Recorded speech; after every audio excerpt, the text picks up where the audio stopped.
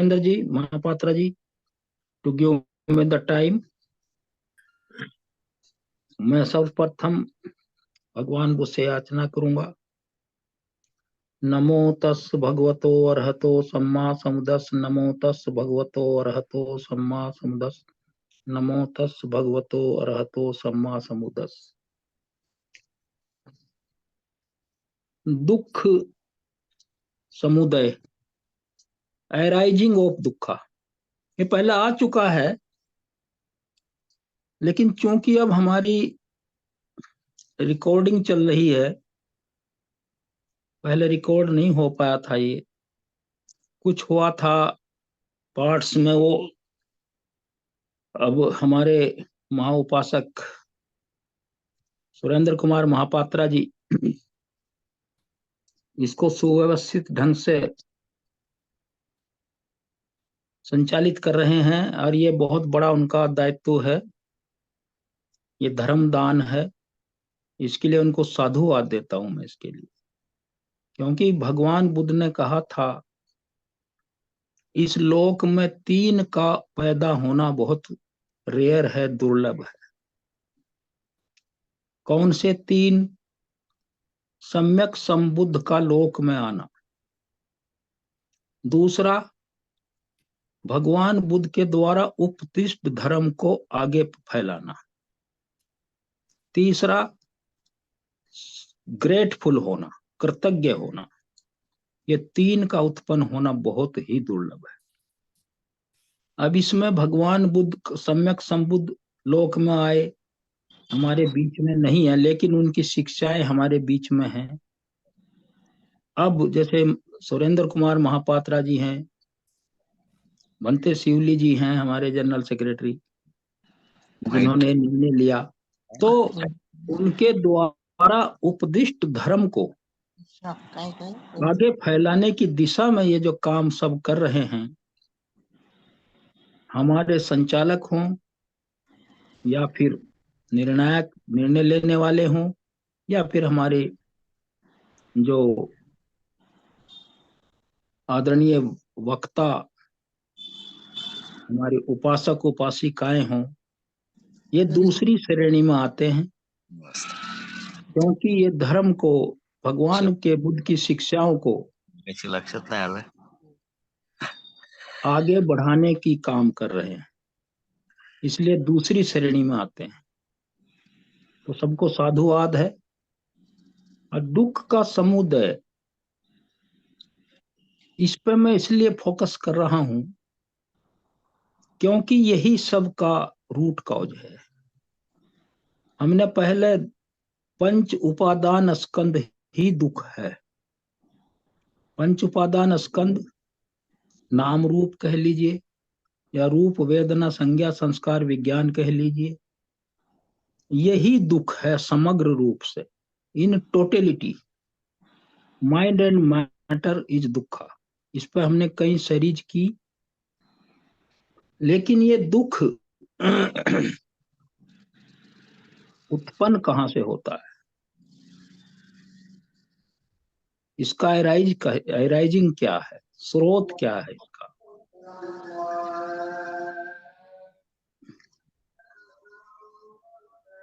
ये जानना बहुत जरूरी है, और जितनी बार इसको रिपीट करें, क्योंकि दुख का समुदय अराइज कहां से होता है।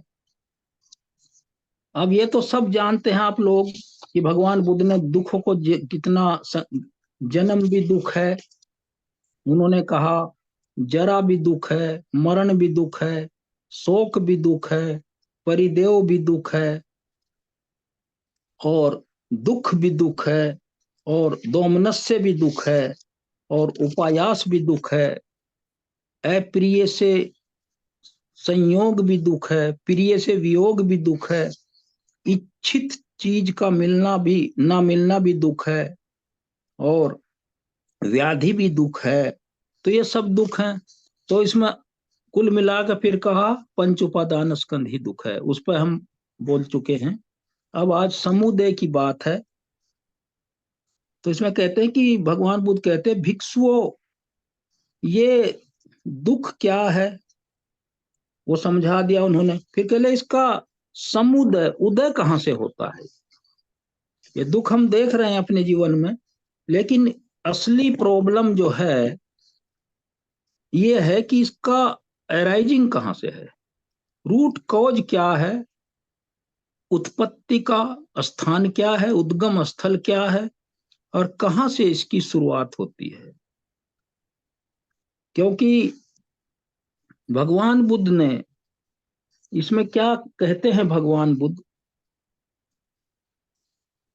जैसे कोई शेर है, जो शेर होता है लायन, उस पे अगर कोई अटैक करता है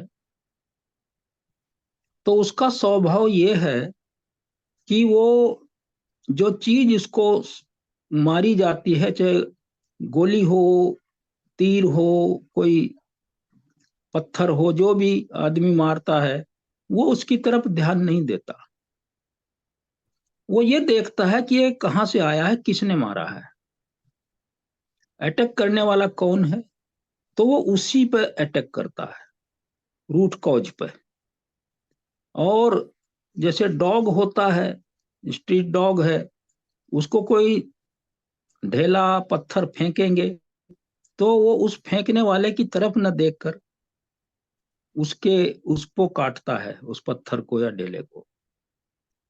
तो भगवान बुद्ध जो है, ये दुख का जो है वो देखा कि इसका कारण क्या है, तो वो उसको कॉज देखा, और कॉज का फिर इसका निवारण क्या है,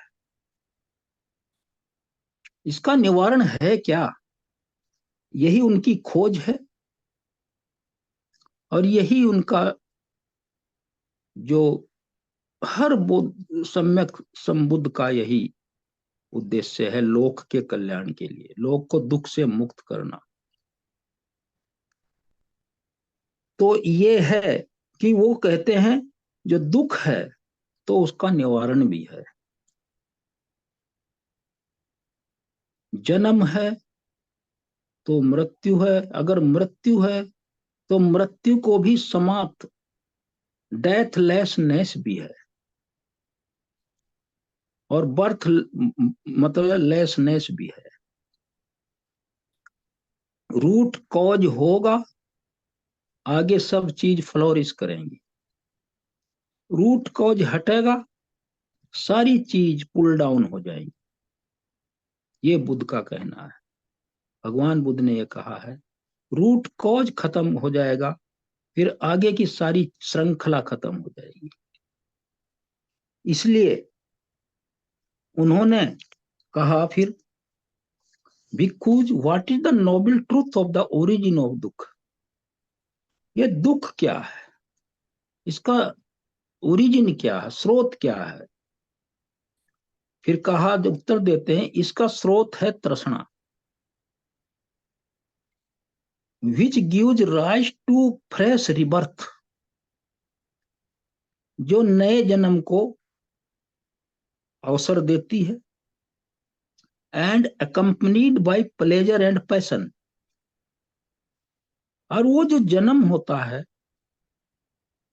उसके साथ, क्योंकि हम इस भव सागर में, या उत्पत्ति भव जो है हमारा कर्म के अनुसार है, तो हमारे जो कर्मों का अकाउंट है, लेजर है, उसमें हमारी सारी तृष्णाएं, हमारे राग द्वेष मोह, जितने भी हमारी कुशल अकुशल है, हमारे चित्त में समाहित होती हैं।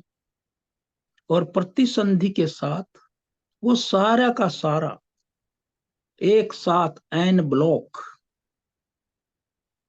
वो हमारे चित्त क्षण के साथ नए प्रतिसंधि जो स्थान है, फीटस है, गर्भाशय है, वहां ट्रांसफर हो जाता है। इसलिए कहा, and accompanied by pleasure and patience, तृष्णा के साथ उसमें सब है, उसमें एक एक कॉज नहीं है।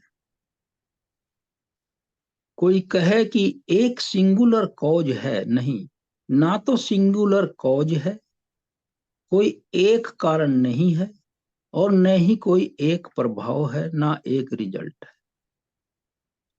क्योंकि एक कोई चीज है ही नहीं।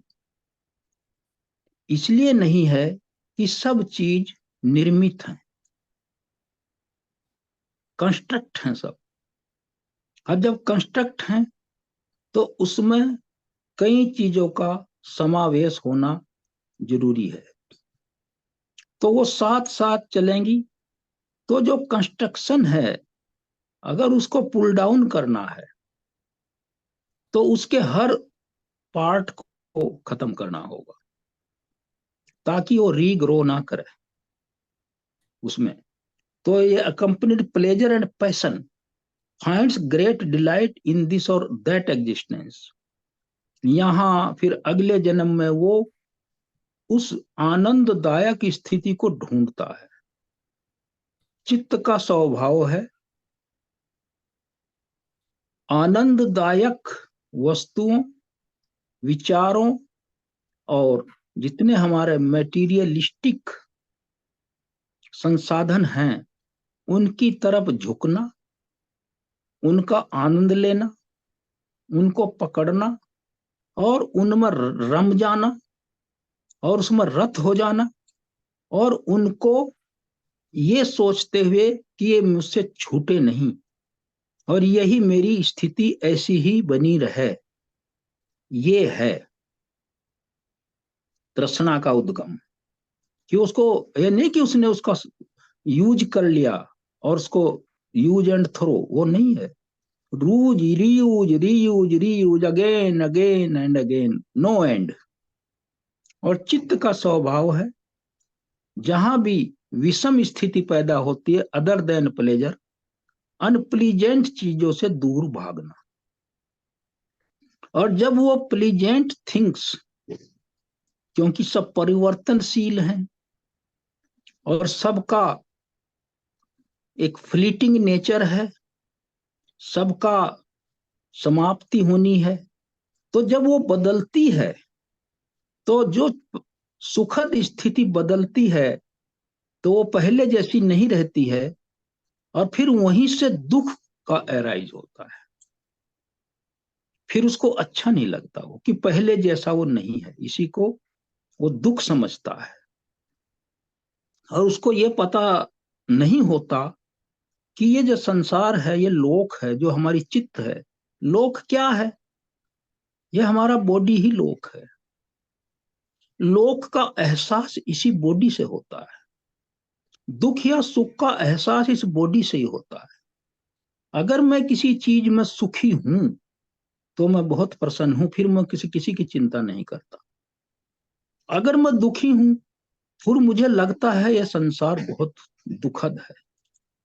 अगर मैं प्लीजेंट चीजों में ही लगा रहूं और मेरे परिस्थितियों में कोई चेंज ना आए, तो फिर उसे संसार की चिंता नहीं है, क्योंकि उसे भूला हुआ है वो।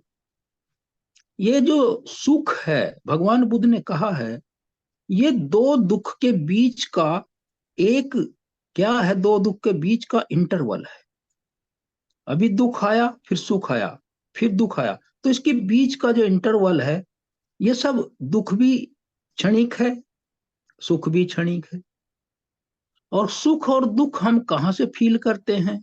वेदनाओं से फील करते हैं, फीलिंग से फील करते हैं, शरीर से फील करते हैं, प्रिय के टच से फील करते हैं, चित्त से अच्छे उससे उससे फील करते हैं, और आंखों को देख के उससे तृप्ति होती है।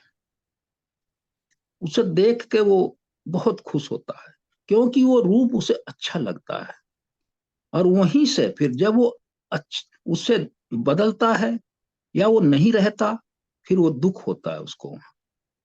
तो ये दुख का जो अराइजिंग है तृष्णा के माध्यम से, पहले तो काम तृष्णाएं हैं, फिर भव तृष्णा है, और फिर विभव तृष्णा है। तो ये तीन तरह की तृष्णा आप सभी जानते हैं। काम तृष्णा, सभी सुखों के पीछे दौड़ना, और इसमें सब आ जाता है। हमारी 6 इंद्रियों के जितने भी संयोग हैं, उपयोग हैं, जितना भी हम चक्षु और स्रोत, घ्राण, जिह्वा, काया और चित्त से करते हैं, संसार के जो हमारे सेंस ऑब्जेक्ट हैं उनका उपभोग करते हैं, तो ये काम तृष्णा सबको कवर करती है। अगर किसी का संगीत में इतना रुचि है कि वो उसी से बंधा हुआ है, तो वो भी काम तृष्णा है, क्योंकि वो काम क्या, सेंसुअल लस्ट है वो। और अगर किसी को किसी प्रकार की सुगंध है, तो वो भी एक उसकी मतलब यह है, वो जिसको कहते हैं घ्राण तृष्णा है उसकी, वो जिसको ओल्फैक्टरी लस्ट कहते हैं उसको, मतलब यह है। तो ये 6 इंद्रियों के जो हमारे सेंस ऑब्जेक्ट के जो हम रसास्वादन करते हैं और उसे प्लीजेंटनेस ग्रहण करते हैं, वो सुख है। और वही तृष्णा है उसमें निहित है, वही दुख की शुरुआत है इसमें। तो इसमें फिर भगवान बुद्ध कहते हैं, भिक्षुओं, ये जो दुख है, ये जब एराइज होता है तो अपने आप को कहाँ स्टेब्लिश करता है। ये बहुत इंपॉर्टेंट बात है। जो हमारी जो तृष्णा है, जब ये एराइज होती है, जो हम फील करते हैं तृष्णा के माध्यम से, जो भी फीलिंग है वो एराइज होता, वो तो हमने डिस्कस कर लिया कि कैसे एराइज होती है ये। तो वो सेंसुअल प्लेजर्स हैं हमारे 6 इंद्रियों के, और ये अपने को स्टेब्लिश कहाँ करती है। तो इन्होंने कहा, भगवान बुद्ध कहते हैं कि ये जो हमारे क्रेविंग है, जो उत्पत्ति होती है इसकी तृष्णा की, ये अपने को स्थापित करती है डिलाइटफुल और प्लेजरेबल कैरेक्टरिस्टिक, जो हमारे पंच उपादान स्कंध, ये हमारे शरीर के जो रूप, वेदना, संज्ञा, संस्कार और इसकी 6 इंद्रियां, ये इसमें स्टेब्लिश होती है। किसी चीज को मैं चाहता हूं, मुझे प्रिय लगती है, चक्षु से मैंने देखा, फिर वहां जिस चीज को, रूप को, फिर वहां चक्षु विज्ञान उत्पन्न हुआ।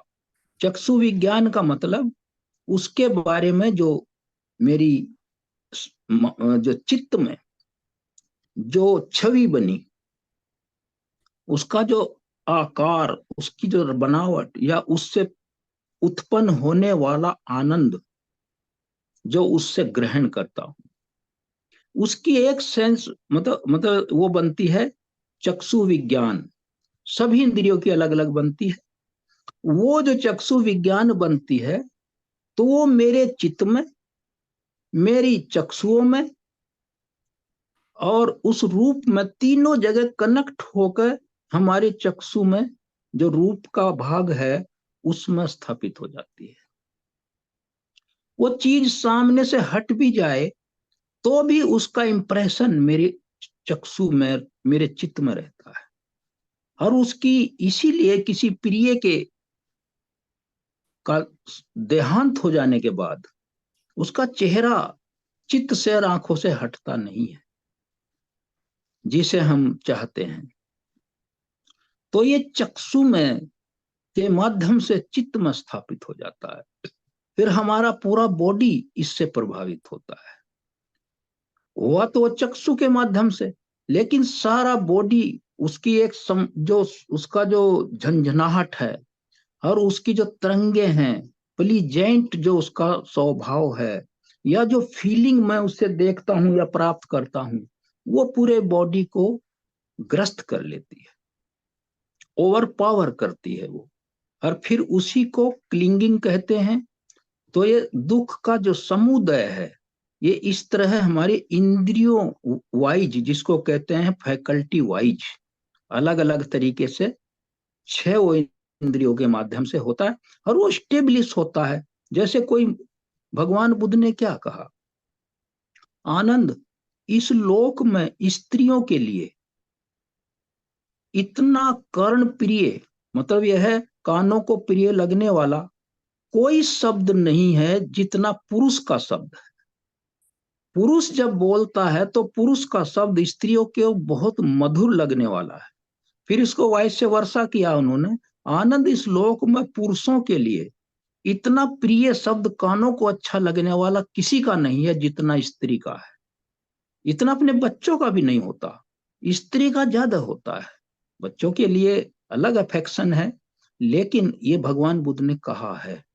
तो हम लोग जिससे बंधे रहते हैं, तो ये जो दुख का समुदय है, ये तृष्णा से होता है, और फिर इसमें हमारी ऑर्गन के माध्यम से होता है, हमारी जो चक्षु विज्ञान से होता है, हमारे स्रोत विज्ञान से होता है, घ्राण विज्ञान से होता है, और हमारे काया विज्ञान से होता है, हमारे चित्त विज्ञान से होता है।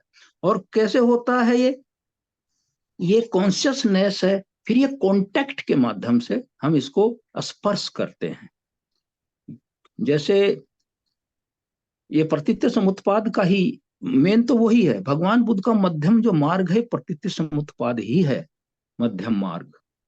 ये तो उसमें क्या है, जो हम किसी चीज को देखते हैं, ये मैं उसके प्रति जब आकर्षित होता हूं, या कोई व्यक्ति होता है, चाहे वो सजीव हो या निर्जीव हो, ये बात नहीं है कि हम सजीव की ही बात कर रहे हैं, जो एनिमेट है, इन एनिमेट की भी बात है इसमें।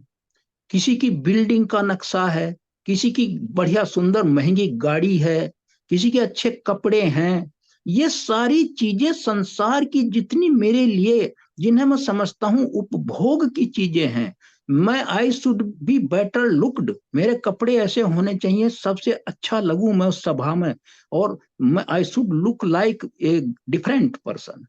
तो उसमें उतना उसका जो झुकाव है वो उसको ग्रस्त कर लेता है।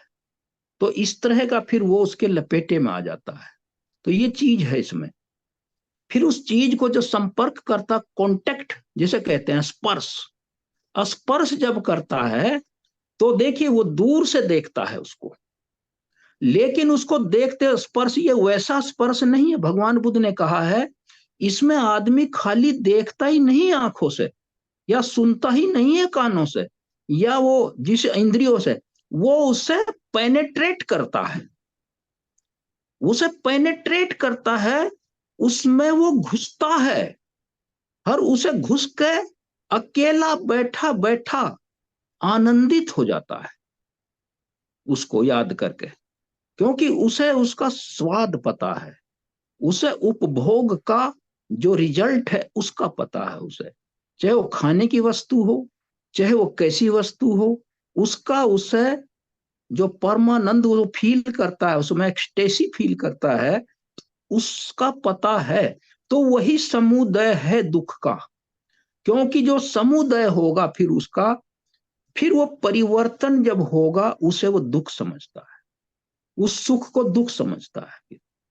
और परिवर्तन होना है, क्योंकि चीज यहाँ कोई भी, मतलब यह है, शाश्वत नहीं है, कोई भी चीज शाश्वत नहीं है। लेकिन इग्नोरेंस की वजह से भगवान बुद्ध ने कहा, जब तक तृष्णा और अविद्या का ये जो गदला पानी है, muddy water will flow ad infinitum, अनिश्चित काल तक जब तक ये बहता रहेगा, तब तक हम तृष्णा से बाहर नहीं आए। द इग्नोरेंस कपल्ड विद तृष्णा, तन्हा, क्रेविंग। तो दुख का समुदय, समुदय को रोका जा सकता है, क्योंकि समुदय संसार में हमें सारी चीजें दिखाई देंगी, और इसमें कितनी चीज हैं, फिर हमारे इंद्रियों से हम एक विज्ञान पैदा होगा, फिर संपर्क पैदा होगा, फिर हमारी क्या पैदा होगा, परसेप्शन पैदा होगा, फिर परसेप्शन के बाद हमारी चेतना में चला जाएगा, वो मेंटल वोल्यूशन में जाकर सेट हो जाएगा। इसलिए भगवान बुद्ध ने कहा, भिक्षुओं, मैं चेतना को ही कर्म कहता हूं। तो ये चीज है समुदय। और समुदय का एक शब्द क्या है, समुदय, भगवान बुद्ध ने उदय क्यों नहीं कहा? उदय भी तो कह सकते थे। उदय का मतलब भी तो अराइज होना है। देखिए, समुदय क्यों कहा उन्होंने, उदय क्यों नहीं कहा उन्होंने? क्योंकि उदय का, अगर उदय कहेंगे तो वो सिंगुलर एंटिटी होगा, और समुदय कहेंगे तो समुदय में तृष्णा, वेदना, संज्ञा, संस्कार, विज्ञान, राग, द्वेष, मोह, सबका उदय होता है उसके साथ साथ। जब भी कोई माँ कंसीव करती है और हम प्रतिसंधि करते हैं, और वहां चित्त का जो बीजारोपण होता है, तो उसमें कहने को वो चित्त क्षण है, लेकिन उसमें सारे इंप्रेशन हैं, हमारे जो मेंटल फैक्टर हैं, और हमारी जो लाइकिंग डिसलाइकिंग है, जो हमारी पीछे से ट्रेट्स चला आ रहा है, और एक जो श्रृंखला है कॉन्शियसनेस की, स्ट्रीम ऑफ कॉन्शियसनेस में जो इम्प्रेस इम्प्रिंटेड है, वो सारे ट्रांसफर हो जाते हैं उसमें। इसलिए समुदय कहा है। सम, सम माने बराबर, उदय माने एराइज होना। उनका इक्वली एराइजिंग होती है, इक्वल एराइजिंग होती है उनकी। ऐसा कोई पीछे नहीं छूटता उनमें से। ये बताऊं आपको मैं, समुदय इसलिए कहा है इसको उन्होंने। समुदय शब्द और उदय शब्द में अंतर है। भगवान बुद्ध का एक एक शब्द के पीछे बहुत बड़ी व्याख्या है। अब समुदय शब्द को इस तरह आप सोचें, तो समुदय में सब चीज है। जैसे ही बच्चा बाहर आता है इस लोक में, पार्चुरेशन, प्रसव के बाद, वो बहुत थोड़े दिन में आंख खोलता है उसके, लेकिन उसके जो चित्त में पिछला भी सब इंप्रेशन पड़े हुए हैं। वो कभी कभी अपने जुड़वा भाई ट्विन से डिफरेंट होता है, क्योंकि उसके कर्म अलग रहे हैं, उसका कम्मा लाइन अलग रही है, उसका रुझान अलग रहा है, और उसके जो पिछले संस्कार हैं वो अलग रहा है। तो उनका अलग अलग एक वर्गीकरण है, क्लासिफिकेशन है, और वो कैरेक्टरिस्टिक्स है। तो उदय, तो ये जो उदय वोलिशन, जो हमारी चेतना है, चेतना हम भिक्खवे कम्मम वदामि, मैं भिक्षु चेतना को कर्म कहता हूं, और कर्म बीज है, और कर्म से ही सब कुछ है। इसकी बहुत सुंदर परिभाषा जो दी है, जो इसमें इसकी तृष्णाओं की जो मतलब यह है, क्या है ये, क्या लिखा है इसमें? लिखा है ये, whenever craving for these objects is connected with sense pleasure is called sensual craving, काम तन्हा। ये जब ये एसोसिएट रहती है हमारे इटर्नल पर्सनल एग्जिस्टेंस से, जो हमारा एग्जिस्टेंस है, then it is called craving for existence and becoming.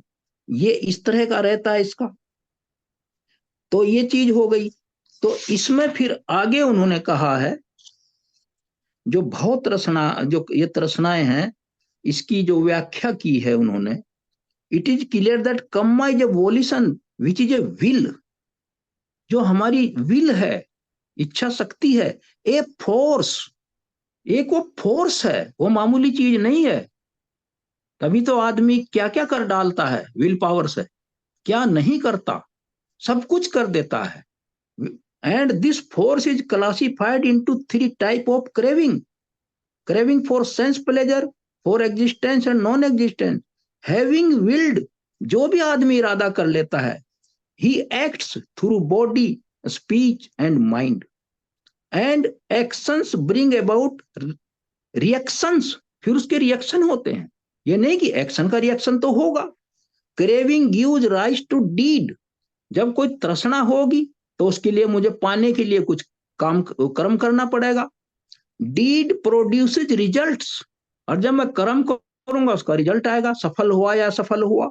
Results turns into bring about a new desires, फिर उसमें नई तृष्णाएं पैदा होंगी, न्यू क्रेविंग, नई वो होंगी। This process of cause and effect, action and reaction is a natural law.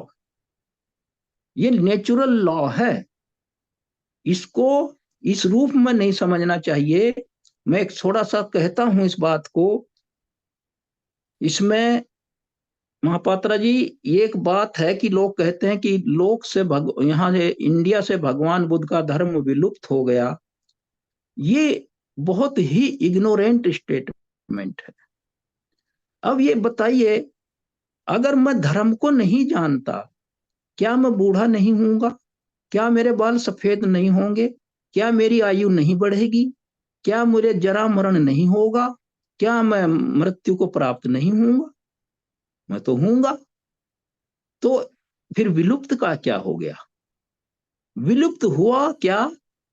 मतलब यह है, the number of the ignored person increased, उनकी संख्या ज्यादा हो गई है। भगवान बुद्ध के समय में उनकी संख्या, जो ज्ञानी लोग थे, ज्यादा थी, और अब अज्ञानियों की संख्या ज्यादा हो गई है, जो इग्नोरेंस से ग्रस्त हैं। इसलिए ये जो नेचुरल फिनोमिना है, जो भगवान बुद्ध ने इसको सिर्फ रीडिस्कवर किया है, एक्सपोज किया है, एक्सपाउंड किया है। चार आर्य सत्य, प्रतित्य समुत्पाद, नित्य दुख अनात्म, तो ये तो रहेगा लोक का स्वभाव।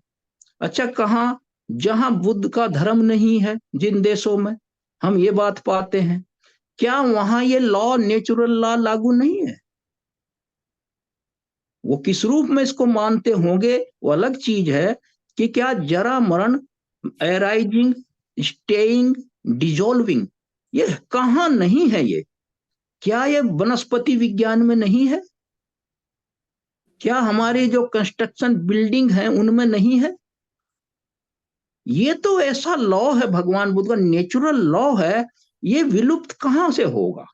ये कोई विलुप्त तो तब हो जब ये निर्मित हो। ये तो अल्टीमेट ट्रुथ है, जिसको केवल बुद्ध ही रिकॉग्नाइज करते हैं।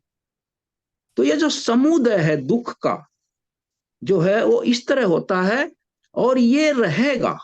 और इसको समझना और इसको समाप्त करना, इरेडिकेट करना, इसका निरोध करने का रास्ता भगवान बुद्ध ने कहा है। उसको ही हम समझने की कोशिश कर रहे हैं, और हम यही हमारा प्रयास है सभी का, महाबोधि सोसाइटी में सभी का, जो हमारे साथी हैं, बंधु हैं, कल्याण मित्र हैं, हम लोग यही कोशिश कर रहे हैं कि इसको समझें। और हम लोग भी भगवान बुद्ध के उपासक उपासिकाएं, भिक्षु भिक्षुणियां, और जितने भी हमारा एक ये संघ है, वो इसको समझे, और सूनर और लेट बेटर, और मतलब यह या नाउ एंड देन, कभी भी किसी भी समय इस दुखों से मुक्त करने की होने के लिए हम इसको समझ पाए, और इसका दुख का समुदय समझ पाए, इस पर चेक लगा पाए। इस तरह का ये हम लोग प्रयास में हैं। तो दुख का जो समुदय है, समुदय, समुदय सभी चीजों का उदय जो हमें ग्रस्त कर रही है, सबका होता है। दुख सिंगुलर नहीं है, मल्टीपल कॉज है ये, सिंगल कॉज नहीं है ये सिंगुलरिटी इन प्लूरलिटी है। देखने में सिंगुलर है, जैसे कोई फल है, एप्पल है, सेब है, वो देखने में सेब है, लेकिन उसमें सारी प्रॉपर्टी है हमारे बॉडी को जो एसेंशियल है, सारे मिनरल्स हैं उसमें। तो इसी तरह हमारा जो ये बॉडी है, इसी तरह ये पृथ्वी, जल, अग्नि, वायु, धातु, उससे बना हुआ है, चार महाभूतों से। और दुखों का भी समूह है, सुख का भी समूह है, ये समूह है सबके। ये एकाकी नहीं है, सिंगुलर नहीं है, ये समुदय, इसलिए उन्होंने युद्ध किया, दुख समुदय। तो आज का जो ये टॉपिक था, दुख समुदय कहाँ से होता है? तृष्णा से होता है। तीन तरह की तृष्णाएं, और ये कहाँ स्टेब्लिश हो जाती हैं? ये हमारे बॉडी में ही, पंचस्कंधों में ही स्टेब्लिश हो जाती है, फिर ये निकाले नहीं निकलती। तो इन्हीं शब्दों के साथ मैं आज अपनी वाणी को विराम करता